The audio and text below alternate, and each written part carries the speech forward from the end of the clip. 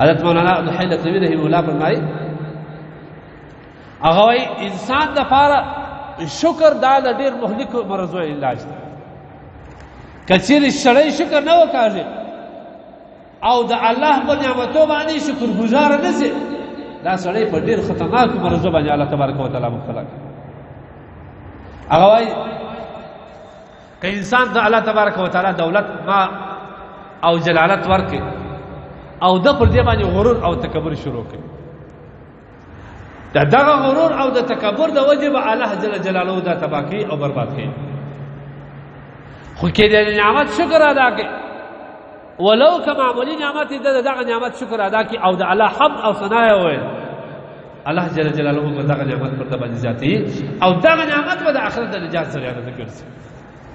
نن موږ تاسو وګورئ، که مال ګټو، که دولت ګټو، که پیسې ګټو، یو خو مې ټوله مقصد دنیا ګرځولې ده، حالانکې اصل د انسان د پیدایش مقصد آخرت دی. وما خلقت الجن والانس الا ليعبدون.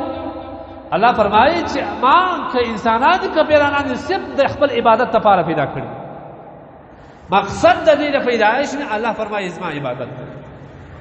بلې څه دی؟ نن هغه شی چې د الله رسول صلی الله علیه وسلم هغه دنیا چې هغه ډېر معمولي ګڼلې ده، په قرآن کې الله تبارک وتعالی دې ته لهو ولعب ویلی دی او د نبي علیه الصلوة والسلام فرمایي که چیرې دغه دنیا د یوې د غماشي برابر الله ته قدر ولري، کافر ته به یو ساس کې هم نه وی ورکول سوی.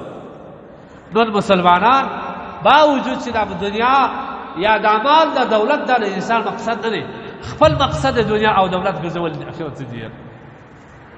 سهار ووځي تر ماښامه پورې، ماښام راسي په دغه سوچ او فکر کوي د سهاره پورې یا خوب باندې تېر شي، نور د آخرت فکر نشته چې د آخرت لپاره ما څه تیار کړي دي که مې نه تیار کړي. ما د آخرت لپاره یو توشه تیار کړی ده که نه تیار کړی. حال دا دی چې د دنیا مذمت په بېلابېلو روایت کې نبي علیه الصلوة والسلام وکړي. نبي علیه الصلوة والسلام په یو اوبو باندې ګوته څکي او دغه اوبو چې کومه ګوته راوباسي او وګورې خالي لړدایي او دا وایي چې دغه دنیا دومره هم دغه نه لري، بقا نه لري لکه دا. بل روایت خدا هم راځي، نبي علیه الصلوة والسلام د صحابو سره روانو په لاره کې یو مړ مرغوبي پروت و، سیرلی پروت و. نبي علیه الصلوة والسلام چې ورته وکړه صحابه کرام ته ویل دا ولې نه خرڅوي؟ هغه یا رسول الله دا خو مړ دی، دې څه پیدا نه اخیستل کېږي، دا څنګه خرڅ؟ د الله رسول فرمایي چې دغه سیرلی ستی په نظرو کې کم قدر لري. د الله رسول صلی الله علیه وسلم د صحابه کرام فرمایي چې د الله رسول دا خو یو مردار حیوان دی، دا مړ څه قدر لري؟ د الله رسول فرمایي دنیا در دې له هم ذلیله ده، دنیا مال دولت در دې له هم ذلیل دی. لیکن نن موږ مسلمانان ته وګورو، د دنیا لپاره عزت پاته، د دنیا لپاره د مسلمان مینه ویویږي، د دنیا لپاره درواغ، د دنیا لپاره مسلمان ته دوکه، د دنیا لپاره د مسلمان خودګیري، د مسلمان وژنه، د مسلمان توهین، مسلمان ته دوکه، دا ټول موږ په مخ اخیستي او بیا هر وخت دا ووایي الله جل جلاله ته چې الله پر موږ رحم وکړي.